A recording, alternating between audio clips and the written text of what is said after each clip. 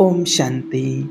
आज की वीडियो में एक बहुत महत्वपूर्ण बात पर चर्चा करेंगे कि शब्दों की शक्ति। आपके शब्दों में कितनी शक्ति होती है, वो उस पावर को आप पहचानें और बहुत सोच समझ करके हम अपने शब्दों को यूज़ करें, शब्दों को बोलें। क्योंकि आप अपने बारे में खुद से या दूसरों से जो बोल रहे हैं, वह सब सच होता है। क्यों सच होता है, वो आज जानते हैं और कैसे सच होता है। और शब्द भी एक भोजन होता है और सबसे अच्छा रसोइया वो होता है जो शब्द रूपी भोजन दूसरों को परोसने से पहले वो खुद चख ले कि अगर उसको पसंद नहीं है तो वो फिर शब्द रूपी भोजन किसी दूसरे को नहीं परोसना चाहिए। और आज का जो वीडियो है, तो ये वीडियो आपको और आपके जितने भी फैमिली मेंबर्स हैं सबको देखनी चाहिए। क्योंकि उसका कारण है कि कई बार हम अनजाने में ऐसी चीज़ें करते हैं कि जो कि हमारे काम को और बिगाड़ देती हैं, या हम चाहते हैं कि हमारे फैमिली मेंबर्स और आगे बढ़ें, पर हम कुछ ऐसी चीज़ें कर देते हैं जिनको जो उनको पता नहीं होता है और जिसके कारण और उनको पीछे रख देते हैं। और वो होते हैं हमारे शब्द।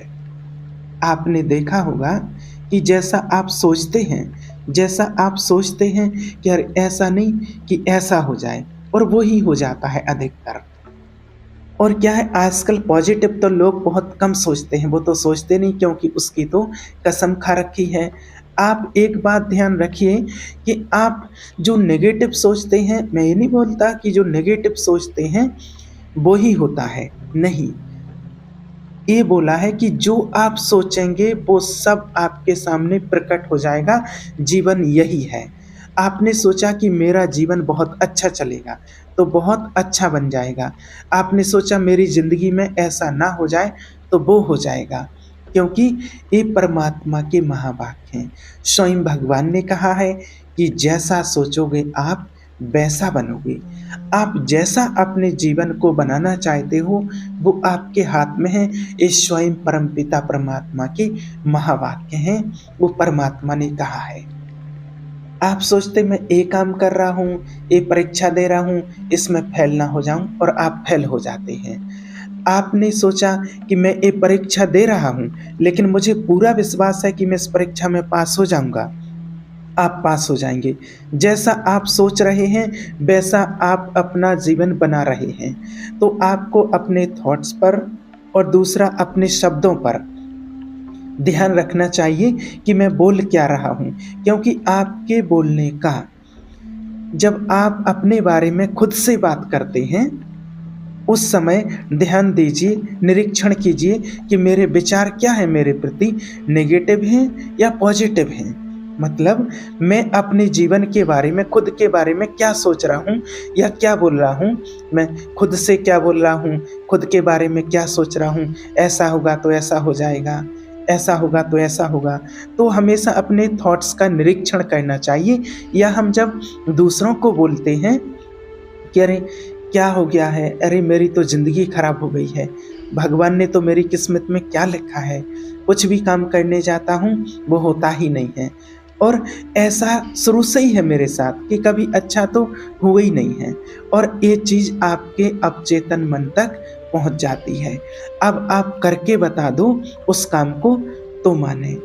और कभी हो भी जाएगा तो आपको लगेगा कि अरे ये कैसे हो सकता है, मेरे साथ तो कभी अच्छा हुआ ही नहीं है, तो कुछ ना कुछ गड़बड़ तो नहीं हो गई। तो आपके शब्दों में इतनी शक्ति है। जब आप किसी से कुछ कहें कि ध्यान रखें कि मैं बोल क्या रहा हूँ। इसलिए भगवान ने क्या वाक्य बोले हैं कि पहले बोलो फिर तौलो। शिव बाबा ने कहा है, पहली बात तो कम बोलो, धीरे बोलो और मीठा बोलो। ये शिव बाबा का स्लोगन है जो हम सभी के लिए दिया है। आप सभी ने सुना होगा, ये परमात्मा ने कहा है।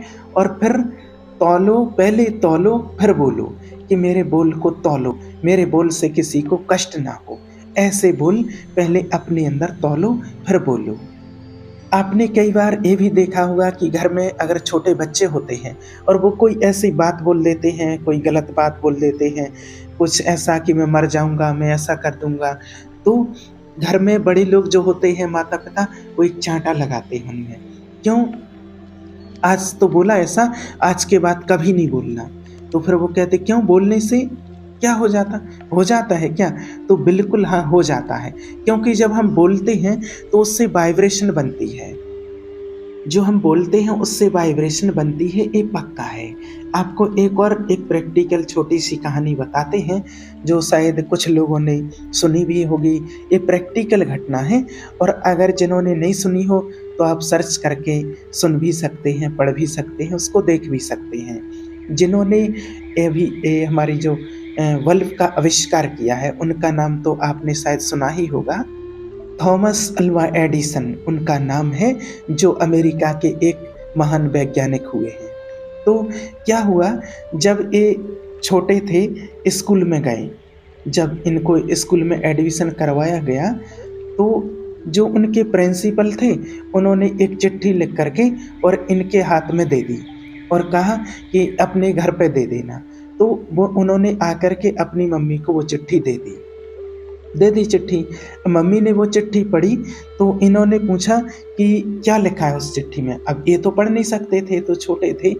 तो फिर मम्मी ने कहा कि बेटा इन्होंने लिखा है कि जो स्कूल से चिट्ठी आई है तो आपके जो प्रिंसिपल ने ये लिखा है कि आपका जो बच्चा है ये एक्स्ट्रा इंटेलिजेंट है, मतलब कि बहुत होशियार है।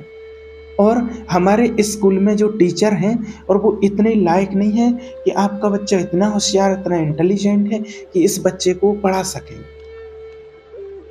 उनकी माँ ने उनको समझाया कि क्या होता है, कुछ बच्चे तो एकदम नॉर्मल होते हैं और कोई होते हैं एक्स्ट्रा इंटेलिजेंट, बहुत होशियार। तो तो वो है, और इनके स्कूल में जो टीचर हैं वो इतने लायक नहीं हैं कि वो माना आपको पढ़ा सकें, इतने होशियार नहीं हैं वो टीचर। तो फिर इन्होंने बोला है कि आप एक काम करो, इसको घर पे ही पढ़ाओ। तो फिर उनकी माँ ने उनको घर पे पढ़ाना शुरू कर दिया। अब ये बात उनके दिमाग में बैठ गई, उनके जो वैज्ञानिक थे उनके दिमाग में ये बात बैठ गई कि अरे मैं इतना खतरनाक आदमी हूँ, इतना होशियार हूँ। और उसके बाद में फिर उन्होंने पढ़ाई की, पढ़ाई में मन लगाया, पूरा उनका जीवन बहुत अच्छे से मेहनत की, बहुत आगे बढ़े और उन्होंने फिर बल्ब का आविष्कार किया। और बल्ब का आविष्कार उन्होंने ही किया है, आप सबको पता होगा शायद। और उनकी माँ जो होती थी तो उन्होंने वो चिट्ठी, जो लोहे की पेटी वगैरह होती थी उस ज़माने में, तो उसमें वो चिट्ठी रख दी। और जब एक बार देखा उन्होंने, उनकी माँ तो चली गई थी, शरीर छोड़ दिया था, तो उन्होंने देखा कि वो चिट्ठी पड़ी है। जो उन्होंने वो चिट्ठी देखी और उसमें लिखा था कि आपका जो बच्चा है ये मंदबुद्धि है और ये हमारे स्कूल के जो टीचर हैं ये इसे नहीं पढ़ाएंगे, क्योंकि ये दूसरे बच्चों को भी कहीं ना कहीं इसकी जो मंदबुद्धि है उसका इफेक्ट पड़ेगा, असर डालेगा। तो प्लीज़ इसे आप अपने घर पर ही पढ़ाएं या किसी और स्कूल में पढ़ाएं। और जब उन्होंने इस चिट्ठी को देखा, ये रियल स्टोरी है, कोई कहानी नहीं है। आप प्रैक्टिकल इसको सर्च करके आप सुन सकते हैं और शायद कई लोगों ने तो सुना भी होगा। तो आप मना पढ़ करके देख सक करके और आप विश्वास कर सकते हैं कि मना कहने का भाव कि शब्दों में कितनी शक्ति होती है, उसके ऊपर जो बात चल रही है, जो बता रहे हैं आपको, तो आप पढ़ सकते हैं, सुनकर मना इसमें सर्च करके आप पढ़ सकते हैं स्टोरी को। तो जब इन्होंने वो पढ़ा, वो चिट्ठी पढ़ी और इन्होंने देखा और उनका दिमाग खराब हो गया कि अरे बताओ, मैं इतना मंदबुद्धि था और माँ ने ऐसा बोला। अगर मान लो उस टाइम पर मेरी माँ एक कहती कि तुम पता नहीं क्या है, हमारी तो किस्मत ही खराब थी, ऐसा लड़का हुआ, या तुम तो मंदबुद्धि है इसलिए स्कूल वालों ने तुझे निकाल दिया है, एडमिशन ही नहीं ले रहे हैं, निकाल दिया, तो शायद वो आज कहाँ होता वो बच्चा, है नहीं, वो कहाँ होते आज, क्या होता उनका, उनकी जीवन लाइफ में क्या होता। तो सबसे बड़ी बात ये होती है कि आप बोल क्या रहे हैं, आप अपने अवचेतन मन तक क्या पहुंचा रहे हैं। तो फिर उन्होंने कहा कि वाह, आज मेरी माँ ने मुझे क्या बना दिया। तो ये होती है शब्दों की शक्ति। लेकिन हम क्या करते हैं कि हमारे घर में अगर बच्चे हैं तो वो बढ़िया हैं, फिर भी हम उसको टॉन्ट मारते रहते हैं, क्या होगा तेरा, तू तो कुछ नहीं कर सकता, आगे नहीं बढ़ सकता। अगर कोई चीज़ गलत हो जाती है तो कहते देख, उनका बच्चा उनका बच्चा ऐसा है, इतना आगे बढ़ रहा, तो उनको कहीं न कहीं ऐसे फ़ील होता है कि मैं उनसे लो हूँ, मैं आगे नहीं बढ़ सकता। जबकि ऐसा भी हो सकता है कि आपका बच्चा उनसे तेज़ है, लेकिन उसको आप फ़ील कैसा करवाते हैं? लो फ़ील करवाते हैं, लो फ़ील कि आप कुछ नहीं कर सकते हैं। तो आप बात समझो, और इस चीज़ का आपके बच्चे के ऊपर पूरा प्रभाव पड़ता है, क्योंकि उसके अवचेतन मन में ये बात जाएगी कि मैं कम पढ़ता हूँ, मैं इंटेलिजेंट कम हूँ, मैं आगे नहीं बढ़ सकता हूँ, या मुझसे कोई भी काम अच्छे से नहीं होता है, या कई बार कि ये तो हर काम बिगाड़ देता है। और कई बार तो क्या होता है, जब हमारे घर में कोई मेहमान आते हैं, तो हम मेहमानों के सामने उन बच्चों की क्या करते हैं, निंदा करते हैं। अरे ये तो कुछ नहीं करता है, इसने तो एक काम भी ढंग से नहीं किया है, पता नहीं इसका तो क्या होगा। इसने तो आज तक एक काम ढंग से नहीं किया, पता नहीं इसका क्या होगा, क्या करेगा, तो ये नहीं, वो नहीं सब। और वो बच्चा सुनता है बैठे-बैठे, और वो सारी चीज़ें डेली अवचेतन मन में उसके जा रही हैं, क्योंकि हम तो सुबह-शाम कई बार देखा कि घरों में कि सुबह उठते ही साथ एक कार्यक्रम शुरू हो जाता, बोलना शुरू कर देते हैं। और देखिए, ऐसा नहीं बोलना चाहिए। देखिए, जब तक आप अपने बच्चों को उनकी शक्ति याद नहीं दिलाओगे कि आपके अंदर क्या पावर है, ये तेरा जन्म ऐसे ही नहीं हुआ, गलती हो गई कोई बात नहीं, गलती इंसान से होती है। एक छोटी-सी गलती क्या कर दी बेचारे ने, उसके पीछे पड़ जाते हैं, और उसका उसके जीवन में क्या प्रभाव पड़ता है उसका पता नहीं। तो उसको आगे बढ़ाओ, उसको शक्ति दो, इस बार नहीं हुआ कोई बात नहीं, आगे बढ़ो, आगे बढ़ जाओगे। उसको ऐसे-ऐसे एग्ज़ाम्पल दो कि कई लोग फेलियर हुए हैं और वो लोग भी आगे बढ़े हैं। कितनी बार फेल हुए हैं और वो भी आगे बढ़े हैं। अभी जो जिनकी कहानी सुनाई है कि जिन्होंने बल्ब का आविष्कार किया था, वो भी कितनी 99 बार फेल हुए थे, और 100वीं बार वो सफल हुए थे, लेकिन उन्होंने हार नहीं मानी थी आविष्कार करने में बल्ब का। तो आपको जब आप उसको ऐसा बोलोगे, तो उसके अंदर शक्ति बढ़ेगी, उसके अंदर वो पावर आएगी, उसके अंदर उमंग बढ़ेगा आगे बढ़ने का। और जब आप ही उसको ऐसे-ऐसे शब्द बोलते हैं कि नहीं होगा, कुछ नहीं कर पाएगा, तो बेचारा और परेशान हो जाता है, फिर उसको कौन आगे बढ़ाएगा? और उसको ऐसे डाँटोगे, परेशान करोगे, तो कहीं न कहीं वो और डिप्रेशन में और चला जाएगा, परेशान हो जाएगा, किसके ऊपर फिर विश्वास करेगा वो? देखिए, इसलिए बच्चों का हमेशा उमंग उत्साह बढ़ाना चाहिए, उन्हें ऐसे शब्द कभी नहीं बोलना चाहिए जिससे उनका उमंग कम हो कि आप कुछ नहीं कर सकते, इस तरह के शब्द नहीं बोलना चाहिए। और आपने देखा होगा कि जिन बच्चों को गाइडलाइन सही मिल जाती है, और वो भले पढ़ने में कमज़ोर हैं, लेकिन उनको माता-पिता ने या टीचर ने या किसी कारण से उनको अगर सही उनका उमंग उत्साह बढ़ा दिया, तो वो आज बहुत बड़ी-बड़ी पोस्ट पर पहुँच जाते हैं। ये भी आपने देखा होगा। तो ये किस वजह से होता है? शब्दों की शक्ति। जब आप कितना ही आपको लगता है कि बहुत कम जानता है, आप उसकी तारीफ़ कीजिए, मेहमान आए तो उनके सामने उस बच्चे की तारीफ़ कीजिए, और उसके सामने मेहमानों के सामने बोलिए कि कोई बात नहीं, सब कुछ अच्छा होगा बेटा, आगे बढ़ो। उसको बोलिए चिंता नहीं करो, सब कुछ अच्छा होगा, तो फिर देखिए वो आगे बढ़ेगा, क्योंकि हर एक बच्चे को चाहिए परिवार वालों का सपोर्ट। उसके अलावा तो वो दुनिया को आग लगा देगा, बाहर वालों से कोई मतलब नहीं है। लेकिन जब उसको परिवार वालों से ही सपोर्ट नहीं मिलता है, तो वो परेशान हो जाता है। फिर आप ही बोलते हो कि हमारा बच्चा कुछ कहता नहीं है, बोलता ही नहीं है, तो आपने उसको कहने जैसा रखा ही नहीं है। आप उसकी बात सुनते ही नहीं कि वो कहना क्या चाह रहा है। ऐसे कभी डाँटने से कभी कुछ नहीं होगा। तो कहने का मतलब है कि आपके शब्दों में बहुत ताकत होती है, शब्द शक्ति, और वो ताकत बताना पड़ती है। तो देखिए, ताकत को बताना पड़ती है। आपने वो रामायण में तो सब देखा ही है, जब सीता माता जी का पता लगाने जाना था, तो हनुमान जी बैठे थे, और बैठे-बैठे समुद्र किनारे विचार कर रहे थे। तो जामवंत जी और बाकी वानर सेना और कुछ लोग आए और उनको बोला कि आप जा सकते हैं समुद्र पार और सीता जी का पता लगाने। तो बोले, कहाँ? उधर लंका में। तो उन्होंने कहा कि अरे समुद्र है इतना, मैं कैसे जाऊँगा, तैर के जाऊँगा क्या? तो उन्होंने कहा, नहीं जामवंत जी ने, आपके अंदर शक्ति है। तो उन्होंने कहा, मेरे अंदर कहाँ शक्ति है? तो फिर उन्हें शक्ति याद दिलानी पड़ी, और जैसे ही जामवंत जी ने शक्ति याद दिलाई ना, उनको जैसे ही हनुमान जी को जामवंत जी ने शक्ति याद दिलाई, और जैसे ही जैसे ही उनको अपनी शक्ति याद आई, जाम्बन जी ने कहा, आप क्यों चुप बैठे हैं? आपके अंदर तो अपार शक्ति है। और फिर उनको पता चलता है कि मेरे अंदर तो बहुत शक्ति है। तो ऐसे ही सबको याद दिलानी पड़ती है और वो अपनी शक्ति को आज हर कोई भूल चुका है।